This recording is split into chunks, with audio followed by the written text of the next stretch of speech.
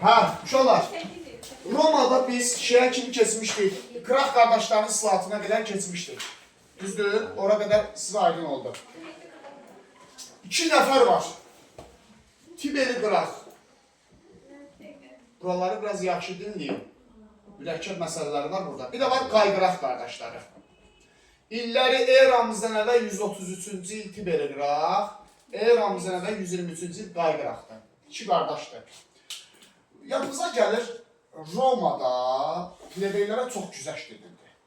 Məsələn, dedik tribun seçmək hüququ verdilər onlara. Eramızdan əvvəl 5-ci əsrdə. Vəzifə verdilər eramızdan əvvəl 3-cü əsrdə. Yəni, vətəndaşlıq verdilər. Bir dənə maaş vermədilər. Amma bir dənə şey vermədilər. Torpaq.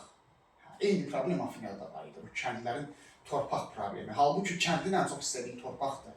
Əkib becərə bilsin torpağı, düzdür? Afinada bu problem heç vaxt öz əlini tapmamışdı yadınızdadırsa. Romada torpaq problemini həll eləməyə çalışırlar. Romada biraz bu problemin üstünə gedirlər. 2 nəfər qardaşlar var, Tiberi qıraqla qayqıraq qardaşları. Eradan əvvəldə olduğu üçün 133-dür, birisi də, sonra 123-dür. Yəni, birinci böyük qardaş gəlir, Tiberi qıraq, sonra kiçik qardaş gəlir, qayqıraq. Bunların vəzifəsi tribundur, uşaqlar. Tribun kim idi? Plebeylərin müdafiə Plebeylərin hüquqlarını müdafiə edən şəxs, yəni yoxsul kəndlərin hüquqlarını müdafiə edən şəxslərdir. Tiberi qıraq eramızdan da 133-cü ildə tribun olur və istəyir ki, kəndlər torpaq sahibi olsunlar. Nəhayət ki, bu problem öz həllini tapsın. Necə qərar çıxarır Tiberi qıraq? 250 hektardan artıq torpaqlar alınır, artığı alınır. Verir plebeylərə. Yəni, deyir ki, kimin 250 hektardan artıq torpağı varsa, torpaqlar alınıb plebeylərə verilsin. Yəni, patrislərin torpaqlarının bir hissəsini alıb plebeyə verir. Yəni, varlığı alıb kasıba verir. Başa düşdünüz? Tiberi qıraq. İkincisi, satmağı qadağan edir torpağı. Satmaq qadağandır. Kasıblara deyir ki, plebeylərə torpaq sata bilmərsiniz. Tutaq ki, torpağı istifadə eləmək istəmirsən də, düzdür? Deyib yox, o qalsın, istifadəsiz qalsın, amma sən onu sata bilmərsən. Çünki satsan təzdən patrislərin əlinə keçəcək torpaqlar. İlk dəfə Roma tarixində bir torpaq problemi həll edilə bilərdi. Kəndlilərin problemi həll edilə bilərdi. Torpağı 250 hektardan artıq torpağı olanlar alınır plebeylərə verilir və torpağı satmağı qadağan edir. Tiberi qıraq. Bu qərar patrislərin çox ciddi narazılığına səbəb olur.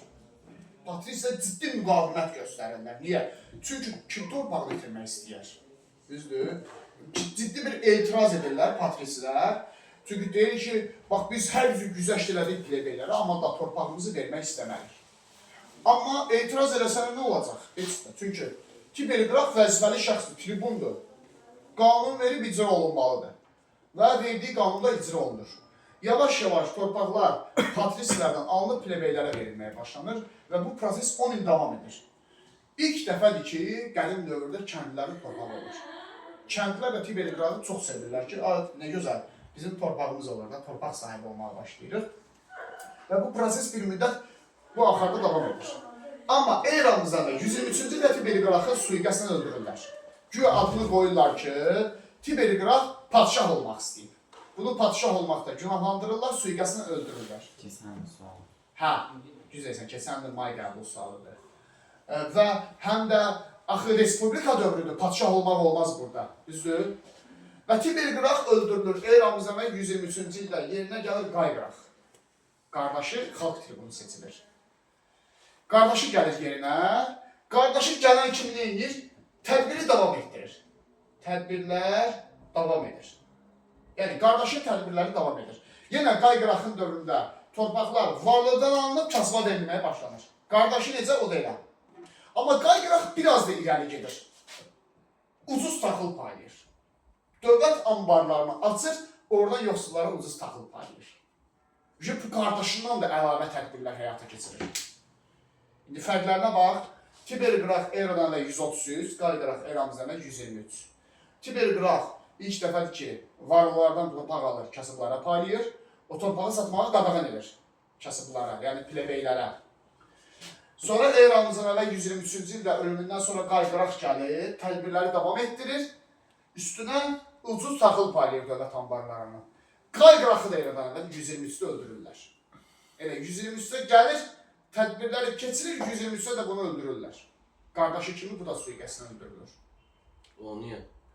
Bu tədbirlərə görə. Patrislər istəmirək torpaqlarını itirsin. Bundan sonra da yeni tribun vəzifəsinə şəxslər gəlir. Tribun vəzifəsinə yeni şəxslər gəlir. Amma bundan sonra bu vəzifəyə gələn adamların heç biri artıq bu tədbirləri həyata keçə bilirlər. Qorxusundan. Başa düşür, yoxsa bunu da öldürərlər. Və bir müddətdən sonra bütün tədbirlər ləğv edilir. Bütün torpaqlar yenidən keçir patrislərin əlinə. Yəni, nəticə uğursuz olur. Yaxınlaşdılar. İlk dəfədir ki, kəndlərin torpağı olasıydı, amma kəndin yenə axırda üzü görmür. Yəni, torpaqsız qaldı yenidən kəndi. Bütün torpaqlar yenidən keçir patrislərin əlinə. Bu tədbirlər ləğv ediləndən sonra. Yəni, nəticə olaraq kəndlərin torpaq problemi qədim dövrdə heç vaxt həll olmadı. Patrislər buna heç imkan verməkdir. Burada sualı olan qaldı, nəsə başa düşmədiyi olan. Romanın Respublika dövründəyik hələ ki. Amma yavaş-yavaş Respublika sona doğru çatır. Belə bir üsyan var. Spartak üsyanı. Roma tarixində. Eramızdan əvvəl 74-71. Bunun filmi də var, Spartak filmi. Bilməm bizim dildə var ya yox, amma Türk dildə olmalıydı. Spartak üsyanı 3 il davam edir. Eramızdan əvvəl 74-71. Bu qulların üsyanıdır. İlk dəfədir ki, Romada qullar üsyan qaldırırlar. Qulları necə adlandırırdılar Romada? Danışan. Görün yazını. Yazına hansı münasibəti göstərirlər? Danışan əmək aləti. Hələ yadınıza gəlsə dedim, gladiator döyüşləri keçirirdilər. Qabaq-qabağa qoyurlar, qulları döyürdülər bir-birinə. İndi bax, qullar da insandır da, bunda bir dayanacaq nöqtəsi var. Bu qullar axırda bezinlər üsyan qaldırırlar ki, biz belə yaşamaq istəmirik də. Bu gladiator məktəbinin qulları üsyan qaldırırlar və Romada böyük bir qul üsyanı baş verir. Romanın bütün bölgələrində üsyanın rəhbəri olur Spartak. Spartakı qullar üsyan rəhbəri seçirlər. İlk vaxtlarda Roma hökuməti bu üsyanı ciddiyə almırdı. Ümumiyyətlə, çünki qulları insan yerinə qoymurdu, üsyanları da ciddiyə almırdı. Amma bir müddətdən sonra vəziyyət dəyişir. Qullar Siciliya adasına daxil olmağa çalışırlar ki, oradakı qulları da ayağa qaldırsınlar. Romanın bütün ərazilərini Spartakın üsyanı bölüyor. Spartak Romadakı qullara hamısını ayağa qaldırır. Roma Respublikasına qarşı. Bilirsiniz də, bu dövr Romanın qüdrətli dövrüdür. Yəni, düşünün ki, Roma Aralıq dənizində ağalıq eləyir. Roma Qafqaza yürüyüşləri var bu dövrdə. Pompeyin, Krasın, Atropatin, Albaniya ərazilərinin, İranla mübarizəsi var Parfiyanın. Yəni, Romanın ən qüdrətli dövrüdür. Roma Respublikası ən qüdrətli dövründə bir dənə Spartak üsyanı yatıra bilmir. Qulların üsyanını yatıra bilmir. Çox vacib bir hadisədir bu Roma tarixində. Roma tarixi üçün biraz sayılırdı bu həm də, biabırçı hadisə sayılırdı ki, gör, Roma Respublikası nə hala düşüb ki, qulların üsyanını yatıra bilmir. Danışan əmək aləti deyirik ona insan yerinə qoymur. İndi həmin o qulların qiyamını yatıra bilmir. Yəni, Senat doğrudan çox azınacaqlı bir vəziyyətdə idi ki, kimsə bu üsyanı yatırsın. İlk dəfədir ki, Romada tarixdə ümumiyyətlə bir qul inqilabı baş verə bilərdi. 3 il davam edir bu üsyan. Sonda 2 nəfər çıxır ortaya. Pompey, bir də Kras. Bunlar Romalı sərkərdələrdir. Pompey və Kras Spartak üsyanını yatırır. Çox çətinliklə də olsa. Romalı sərkərdələr Spartakın üsyanını yatırır və Pompey ilə Krasın nüfuzu artır Romada. Çox sevilməyə başlayırlar. Pompey və Kras. Senat xüsusən də bunları çox sevir ki, sizə çox təşəkkür edirik. Siz çox çətin bir işi bacardınız. Bu üsyanı yatırdınız. Yəni, Romanı biabır olmaqdan xilas elədiniz. Pompey Kras bir növ Romalıların gözündə ucalır. Hər ikisi də sərkərdədir. Romada respublikalılar, hökümdar yoxdur, ancaq sərkərdələr var. Orduya rəhbərlik edən konsul verdikdə biz ona. Onda problem yoxdur. Nəsə burada? Ola dəymə, bilirəm, hə. Ümumi olaraq çıxmayıb da. Pompey Kras eramızdan əvvəl 74-71-ci ildə Spartak üsyanını yatırırlar və nəticədə qullar inqilab edə bilmir. Gəlirik Roma tarixinin ən vacib yerlərinə, vətəndaş müharibəsinə. Vətəndaş müharibəsi olacaq Romada. Eramızdan əvvəl 49-30. Vətəndaş müharibəsi nə deməkdir? Vətəndaş müharibəsi. Eyni ölkələr dalaşır. Yəni, hakimiyyət daxili mübarizə. Hakimiyyətə gəlmək yolunda mübarizə. Fikir verin, Romada Respublikanın sonları da artıq. Nə vaxt idi Fatimə Respublika dövür Romada? 509-27 Respublikanın sonları da artıq. Bu vətəndaş müharibəsi niyə baş verir? Nələr baş verir burada? Birinci bu məsələlərə toxunaq. 3 nəfər şəxs var burada. Yuli Sezar, Pompey, bir də Kras. Romada 3 nəfər vətəndaş müharibəsində aktiv iştirak edir. Üçü də Romalı sərkərdələrdir. İndi uşaqlar, biz Pompey ilə Krası bilirik. Bu Spartak üsyanını yatıran şəxslərdir. Nüfuzları artdı Pompey ilə Krasın. Spartak üsyanından sonra Pompey ilə Krasın hərbi uğurları da var. Bunlar gedirlər, Qafqazı falan işğal edirlər. Albaniyaya yürüşləri var, uğurları var Atropatenaya. Və nüfuzu artmışdı. Bəs Yuli Sezar kimdir? Bu hardan çıxdı? Belə bir hadisə var. Eramızdan əvvəl 49. Qalliyanın işğalı. Hə, buranı Sezar işğal eləmişdi. Qalliyanı eramızdan əvvəl 49-cu ildə. Qalliya bax buradır uşaqlar. Fransa ərazisi. Təxminən bura şimal əraziləri. Romanın şimal əraziləri. Görürsünüz? Qalliya ərazisi. Roma Qalliyanı işğal eləmişdi, amma yarısını. Qalliyanın şimalını heç cür işğal eləmək mümkün olmurdu. Yəni, Qalliyanın şimalında Romalılara qarşı ciddi bir müqavimət var idi. Uzun müddət idi ki, ciddi bir müqavimət var idi və Qalliyanın şimalını tamamilə işğal eləmək mümkün olmurdu. İlk dəfədir ki, Yuli Sezar ordu yığır başına, Roma ordusunun bir hissəsi yığır başına, gedir Qalliyanı işğal edir. Və tamamilə Qalliya keçir Romanın tərkibinə. Bax, bu Sezarı çox sevindirir. Yuli Sezar şimalda... Şimali Qalliyanı işğal edir. Qalliyanın şimal hissəsini işğal edir, Romaya birləşdirir və Romalı bir sərkərdədir. Və Sezarın nüfuzu Romada çox sürətlə artmağa başlayır.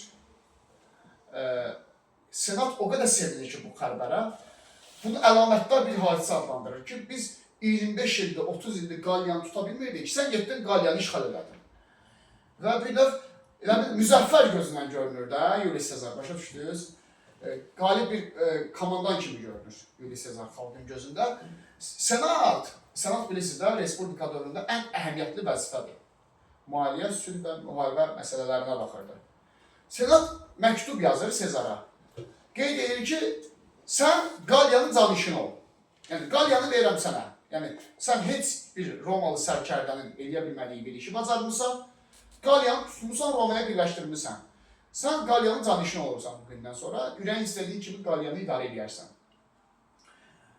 Sezar cavab məktubunda yazır ki, mən Qalliyanı tutmuşam Roma üçün. Amma mən Qalliyanı istəmirəm, mən Romanı idarə etmək istəyirəm. Sezarın belə bir məktubu da var. Yəni, Sezar daha böyük şeyləri var idi, ambisiyaları var idi Sezarın. Bu, Romanı idarə etmək istəyirdi, bu Romada hakimiyyətə gəlmək istəyirdi. Sezar biraz avantürist adam idi, çox egoist biri idi. Özünü imperator kimi aparırdı, istəyirdi bu Respublikaya son qoysun, imperiya eləsin Romanı, özünü kral eləsin, yəni hakimiyyətə gəlmək istəyirdi. Qoşunlarını yığır, Romaya hücum edir.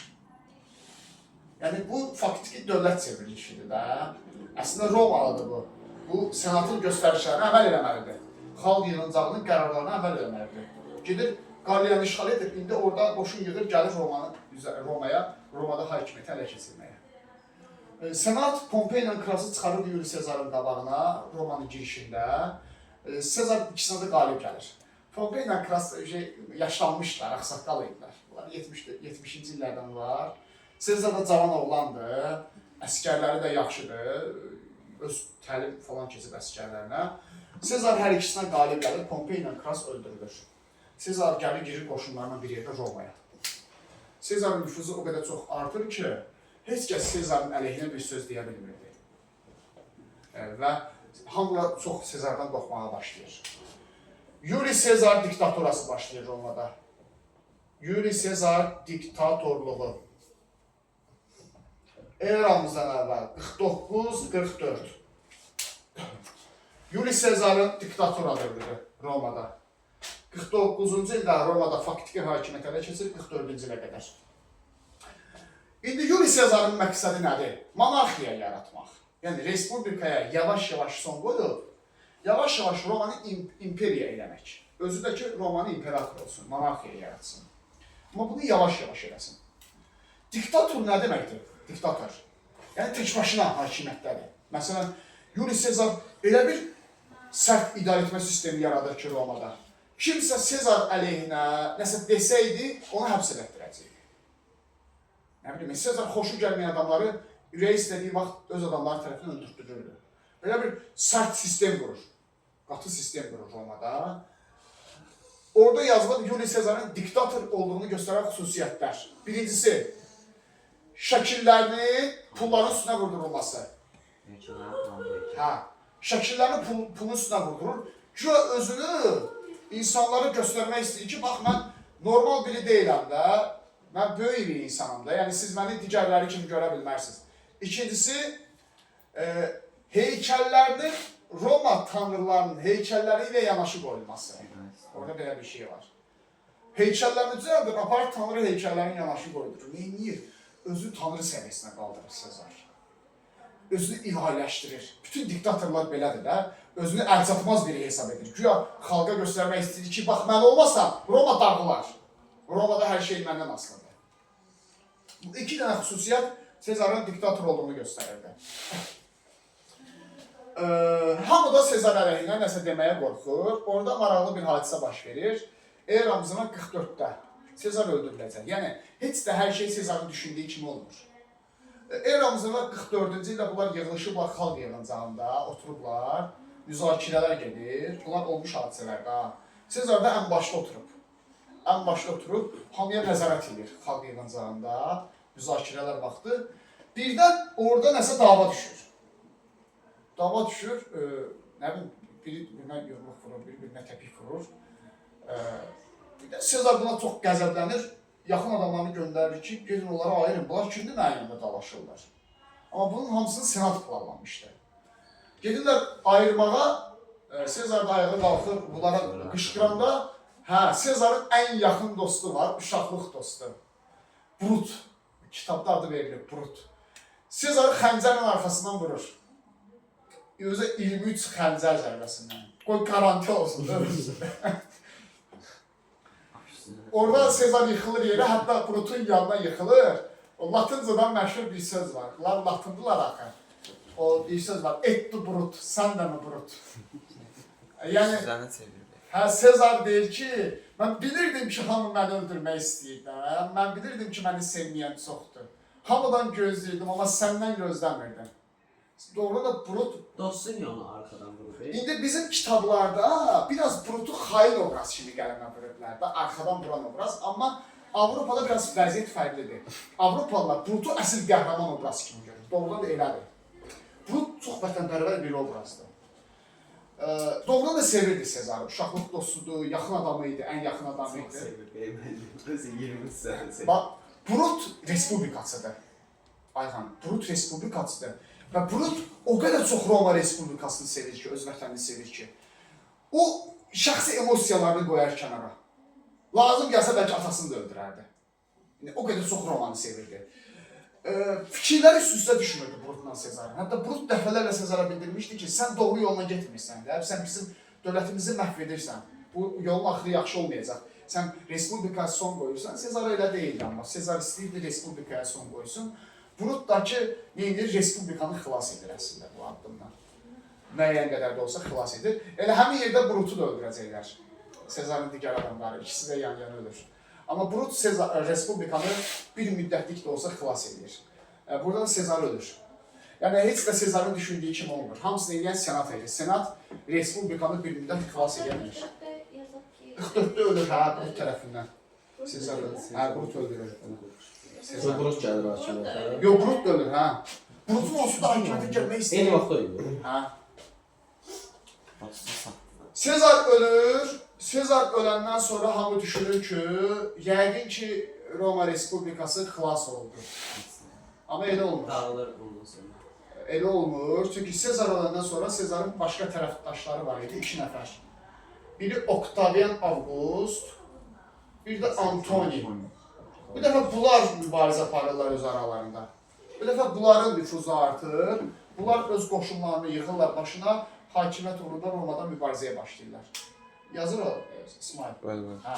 İndi uşaqlar, siz Brut dediyi Sezarın yaxın adamıdır. Amma Augustla Antoni da var idi. Onlar da Sezarın tərəfdaşlarıdır, yaxın adamları idi. Bu dəfə Octavian Augustla Antoni arasında mübarizə başlayır. Eramızdan 44-cü ildən sonra.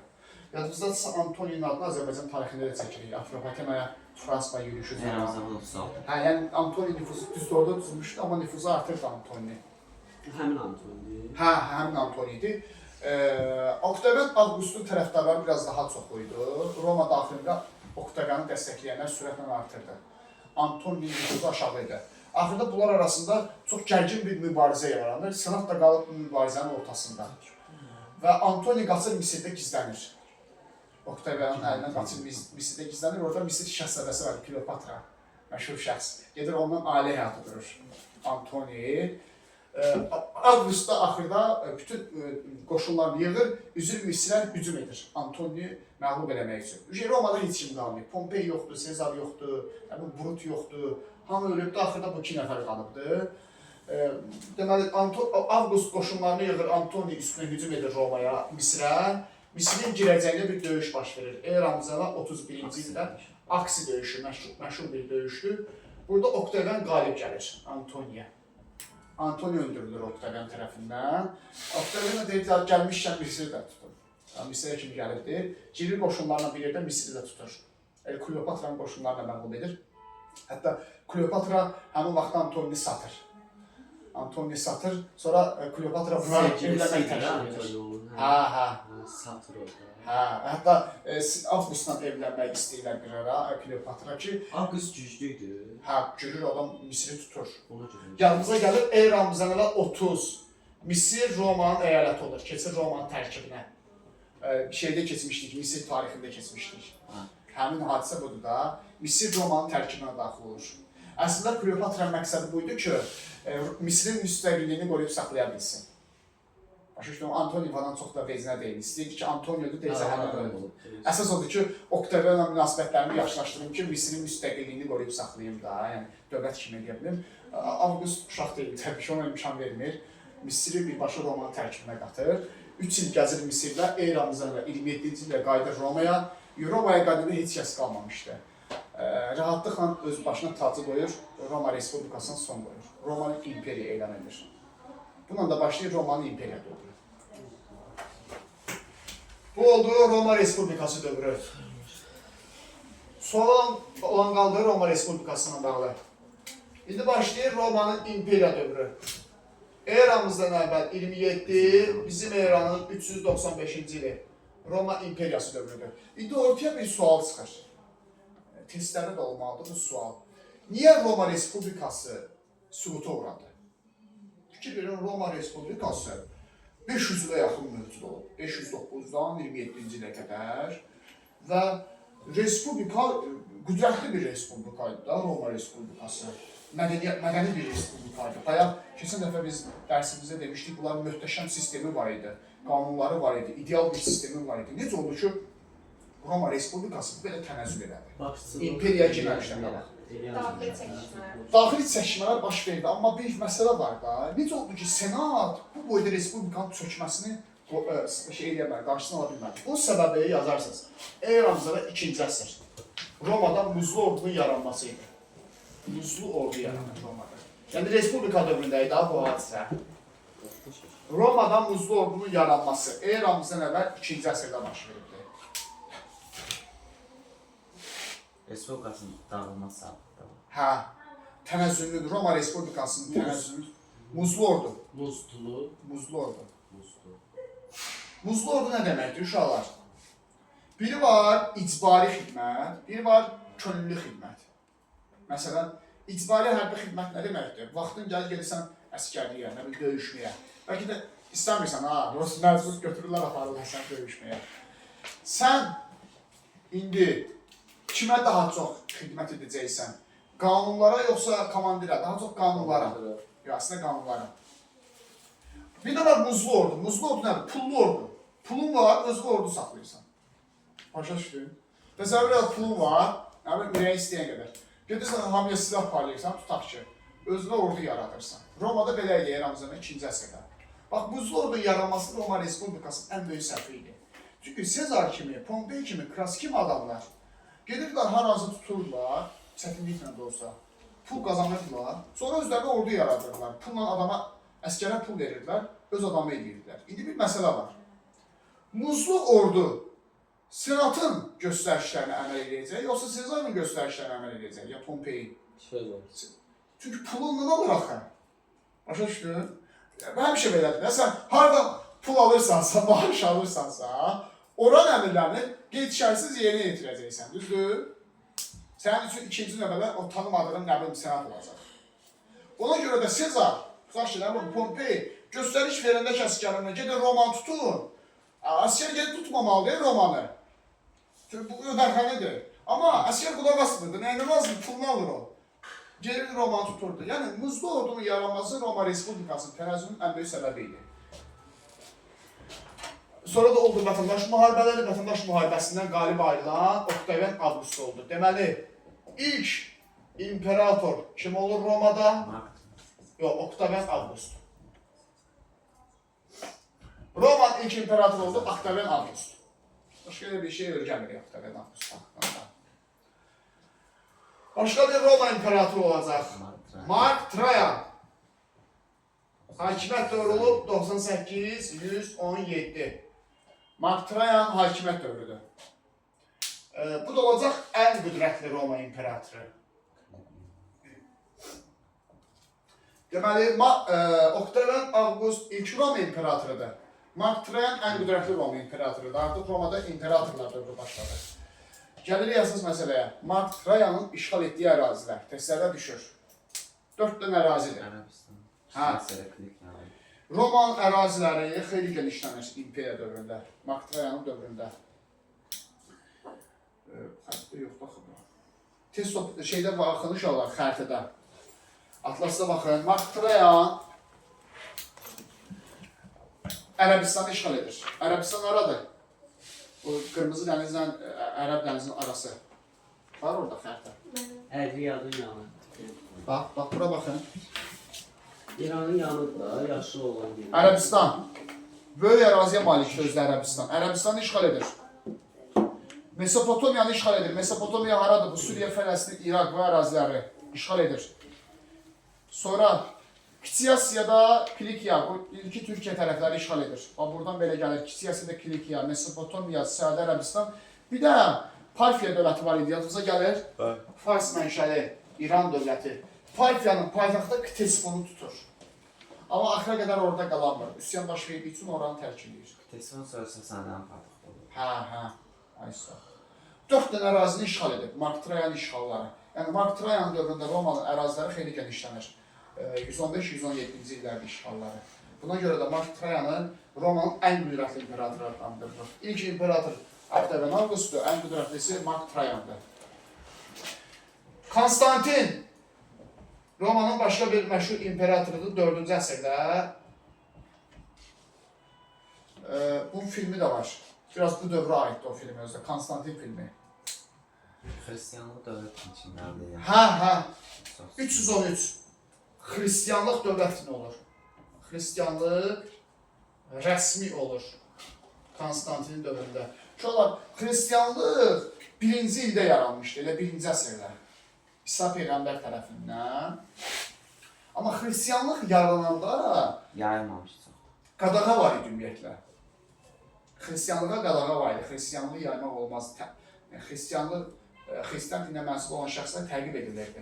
İlk dəfə Konstantin Hristiyanlığı Romanın rəsmi dini elan edir 313-cü ildə. Bir də öz adına şəhər saldırır 330-cu ildə. Konstantinopol. İndiki İstanbul. Konstantin öz adına Konstantinopol şəhərini saldırır, olacaq Romanın paytaxtı. paytaxtı ora köçürür, Konstantinopola köçürür 330-cu ildə. Bu da olur Romanın imperiya dövrü, Konstantinin dövrü. Konstantin dövründən sonra artıq Roma imperiyası yavaş-yavaş zəifləməyə başlayır. İmperiyanın tənəzzül dövrü başlayır. Sual olanlar uşaqlar bura qədər nəsə? 395-ci ildə Roma imperiyası iki hissəyə parçalanır. Şərqi Roma, bir də Qərbi Romaya parçalanır. Şərqi Roma olacaq Bizans. Şərqi Roma adını dəyişir, Bizans qoyur. Məşhur Bizans imperiyasının tarixi başlayır. Bizans tarixini ayrıca öyrənirik gələcək dərslərdə. Qərbi Roma isə Romanın ən böyük varisi olur. 476. Aiso və Qərbi Romada 476-cı ilə qədər mövcud olur. Amma Bizans daha çox mövcud olacaq, 1000 ildən çox mövcud olacaq, 1000 ilə yaxın. Bu da olur Roma imperiya dövrü. Nəsə çətinliyimiz qalmadı. Yəni görürsünüz, çətin bir şey yoxdur. Biraz illər çoxdur, onları da yazaraq öyrənəcəksiniz. Respublikanı tam öyrənirsiniz, imperiyanı tam öyrənirsiniz. 3 dənə imperator oldu. Roma mədəniyyətindən danışaq biraz.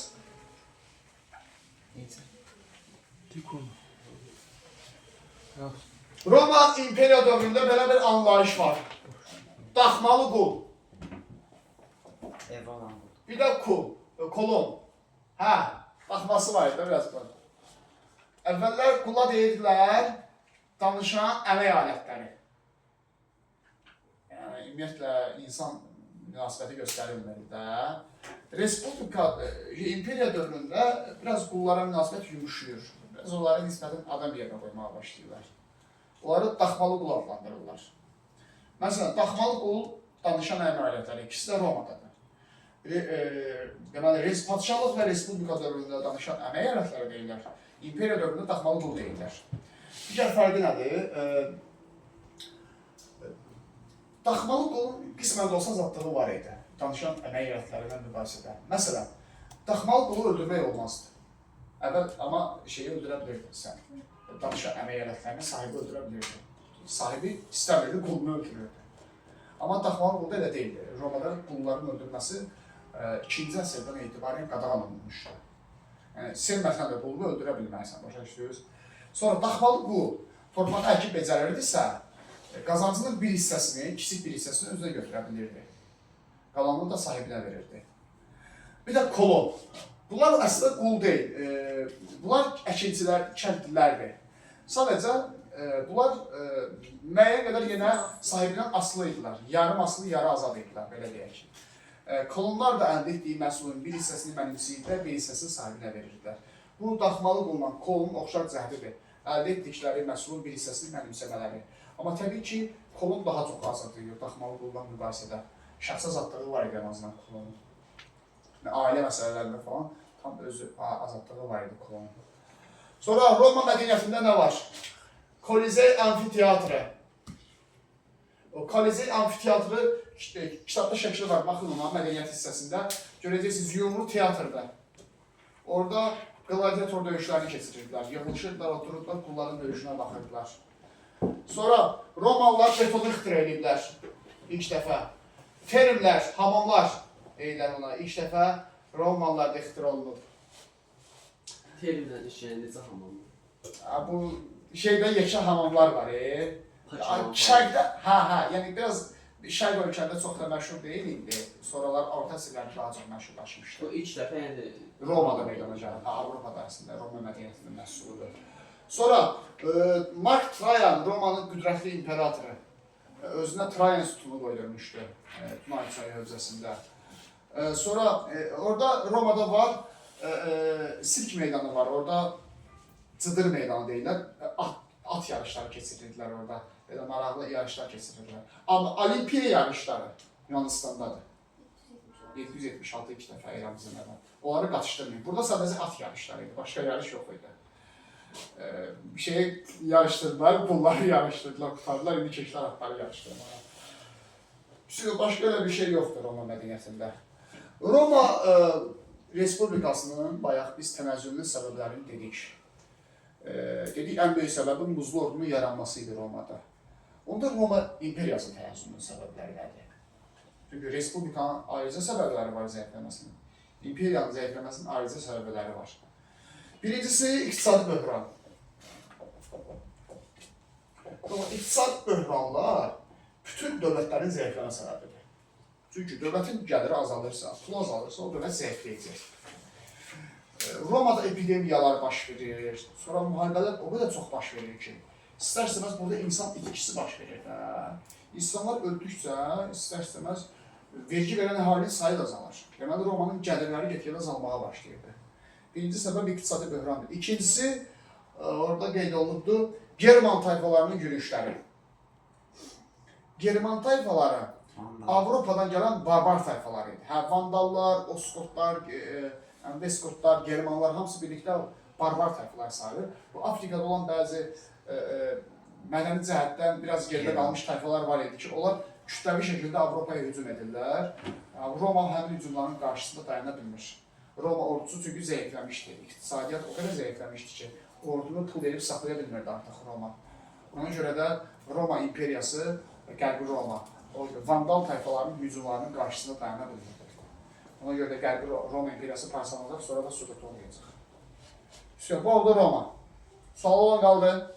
İsmail, onu basarsan da. İndi basımdan. Hə. Dərs bitdi.